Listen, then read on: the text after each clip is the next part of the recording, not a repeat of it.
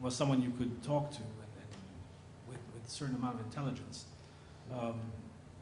That's what is missing in other countries, is that they don't see beyond their immediate problems. You know, you talk to the Syrians, you talk to the Israelis, you talk to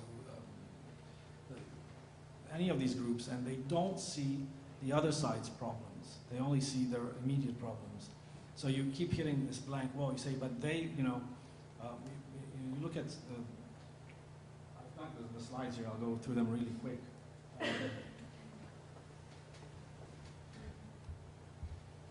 You look at you will like this, Greg. You look at the two-state solution, and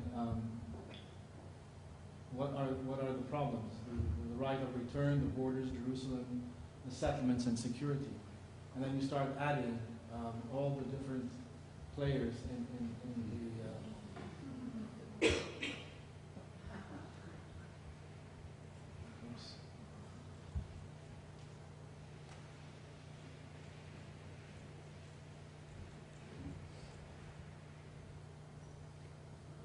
How do you solve that problem?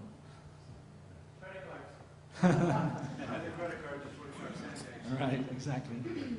Yes, sir. You talked about one of the major issues being security of Israel, and I think I heard you when you said that until Israel trusts the states for their security. No, I said until the Arabs realize that security is an issue for Israel and understand that, we will not be able to advance the peace process. Yeah, so you recognise that the security will stay with, like, Israel will always depend on its own security for its own security kind of thing. Well, Israel will always depend on Israel for its security. It may accept a certain U.S. presence in, say, maybe on the Golan, but the Golan since '73, since the ceasefire agreement negotiated by Henry Kissinger in '73, there hasn't been a shot fired across the Golan. It's been the quietest place in the Middle East.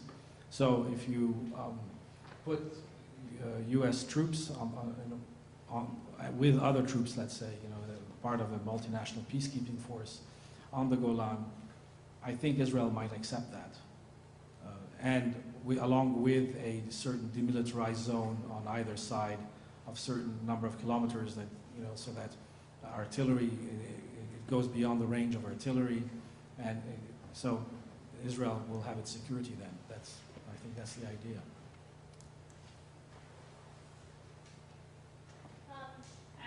Canada, as a country that doesn't always have a seat on the Security Council and doesn't always meet its Millennium Development Goals, what role do you think that Canada can play in the conflict in the Middle East? Canada, I think, plays an important role in peacekeeping operations. I think they're very active in providing forces to the UN in a number of places, including, I believe, Lebanon. I don't know if you still have troops in Lebanon. Does anybody know? Part of UNIFIL. Cyprus, there were UN troops, Canadian troops there.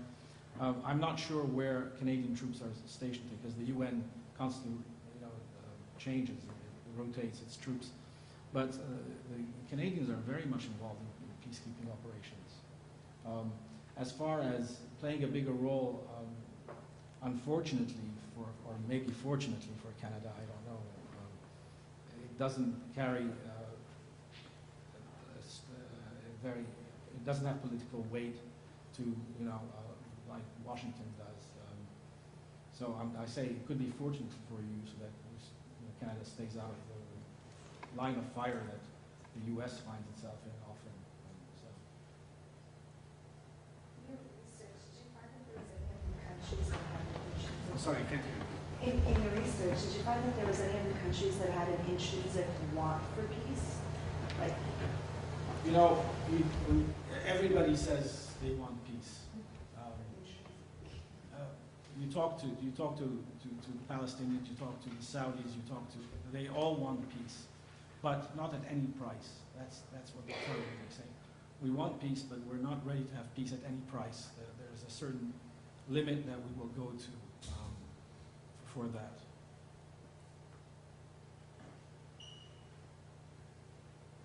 Yes, maybe it's not a fairly broad question, but what's your assessment of how the Arabic states in Middle East and North Africa are dealing with the growth of Islamic fundamentalism within their own borders?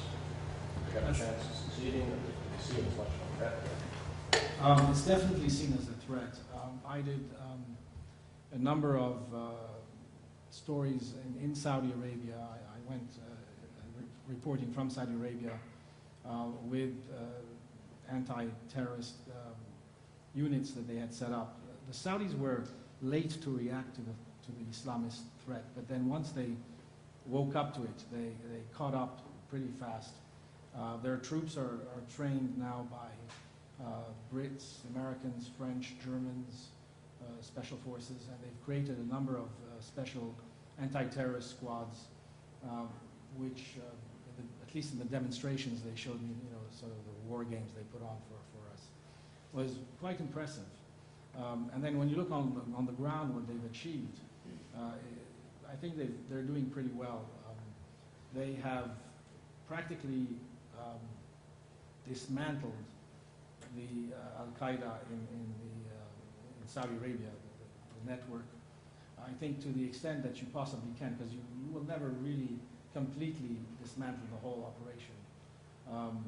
Especially, it's very much like the IRA, as the gentleman mentioned earlier about Ireland, that it doesn't take many people to cause trouble.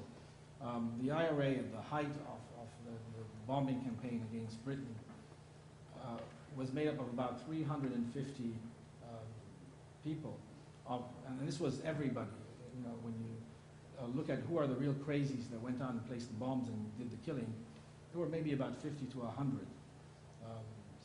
And those 50 to 100 paralyzed all of London and all of the United Kingdom during their bombing campaign. So likewise, you don't need many people to create trouble in Saudi Arabia or any other country. But they're taking it very, very seriously. One of the new developments, and this is a story I wrote just, I think, last Monday, the South and Latin American drug cartels are now making deals with the Islamists, especially Al-Qaeda in the Maghreb, and they're transporting their drugs using the South Atlantic route, which is not patrolled as much as the North Atlantic. Although it's a longer route, for them it's a safer route, and then they sell the drugs on the European market, and they're making a lot of money out of that.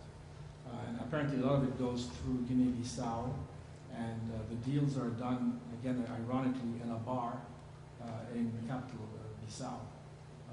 And this was information that was given to me by intelligence sources, Arab intelligence sources, which I then followed up and backed up by talking to U.S. Intelligence sources. And that's a growing problem now, is the cooperation between the Islamists and the drug lords. And of course, they're buying their way through Africa in countries like Guinea-Bissau, where corruption is rampant. It's a major threat. They're getting funds. And when you look at what it took to plan and produce, implement, to carry out the attacks of September 11th, it didn't cost that much money. It was, I think, under $500,000. So it's quite scary.